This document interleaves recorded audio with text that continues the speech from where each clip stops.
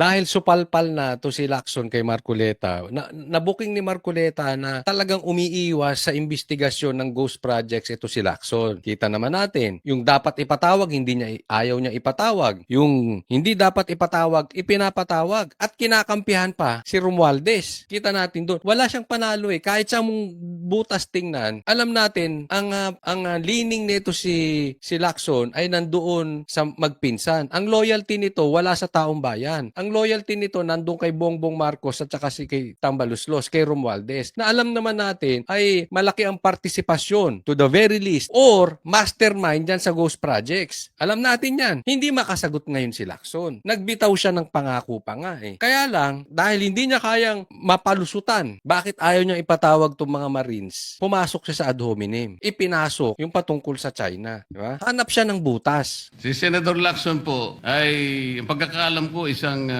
magaling na investigador. Ngayon po pala yung manghuhula na. 14 na taon nang nakararaan, minanduhan mismo ang NAMRIA at ang DFA na mag-submit ng mapa at mga charts sa opisina ng United Nations General as UN Secretary General at inotify ang lahat ng international organizations katulad ng IHO. Ano po bang ibig sabihin nun, Mr. President? Alam po ba ito ni Senator Lacson, yung Administrative Order number 29? This is something between the chairman of the Foreign Relations Committee and the gentleman from Tarlac and Pampanga, Mr. President. Hindi po, tinatanong ko po kayo. No, kasi I don't know administrative order. Yun, yari.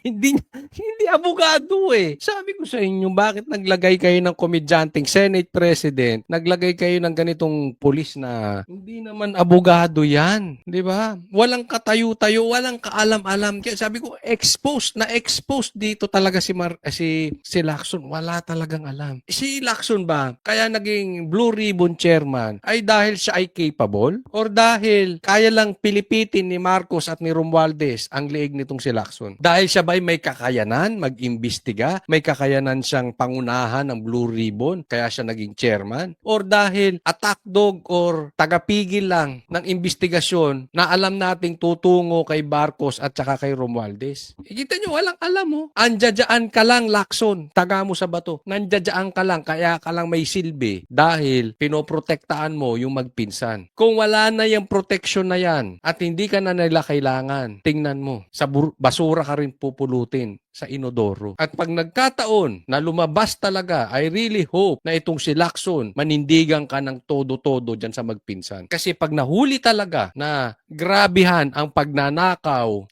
ni Bongbong at ni Romualdez, mapatunayan, huwag kang biglang babaligtad. Magpakalalaki ka dyan. Pahirap ka sa investigasyon imbis ka nakakatulong. Ano kang klaseng nasa Blue Ribbon? Ipinasok niya yung China. Di tinanong siya ni Marcoleta patungkol sa China. Hindi naman pala alam. Number 29, Mr. Oh, President. hindi po ninyo alam, sasabihin ko sa inyo.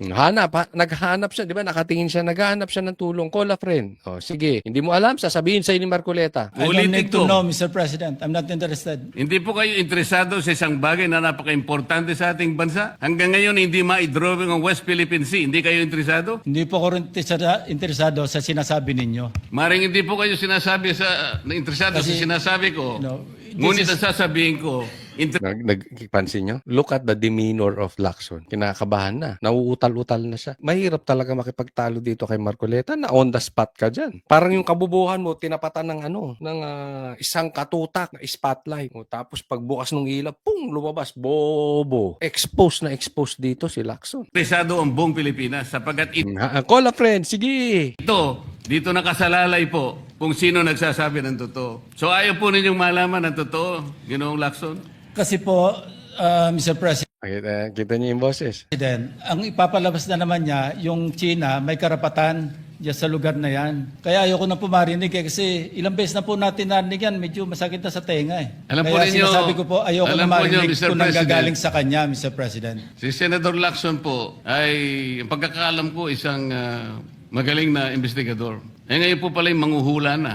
Yan ang nilagay nyo sa Blue Ribbon as chairman. Ayan tayo eh. Pag na susukol na, cornered na si Lacson, na susuplak, punta siya sa China. Nung dinala sa China, wala namang alam. Tapos ayaw niyang marinig. Na-corner siya ulit. Anong sagot? Nang hula. Kasi parang papanigan ni Marcoleta ang China. Alam mo kung ano yung demeanor ni Lacson na ganyan? Hindi lang demeanor yung direction niyang ganyan. That is exactly the game plan of the Marcoses and the Kain Dilawan. Kain Suka na Dilawan. Dalhin sa usaping China, tapos pagdating sa usaping China, ibibintang sa'yo pro-China ka. Hindi mo iniisip ang taong bayan. Tapos pag-uusapan, hindi makakasagot. Basta sasabihin, hindi, pro-China ka. Ganyan ang kuwento ng mga, especially yung mga dilawang pinklawan na political analyst. Ganyan na ganyan ang style. Paano po niya nahulaan? Ang sasabihin ko ay Yun. Ayan na, yung boyfriend. Ang sweet nila, no? Ang kakaingit. Sana may boyfriend akong ganyan. Joke lang, hindi ako bakla. Ay, nako. Naku, baka ma-chop-chop to. Sabihin bakla. Hoy, hindi ako katulad ni Pink Lacson. But anyway, pakinggan nyo sa klolo si Tito Soto. The debate is going into motives and all of that. So, motu proprio, the presiding officer declares the session suspended. Ayan tayo eh.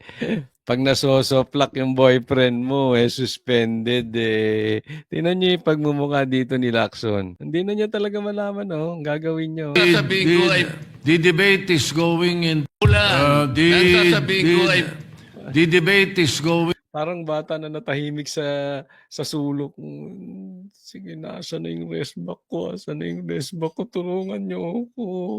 Ang laking tao ni Marcoleta. Ay, nako. Laging ganito si Tito Soto.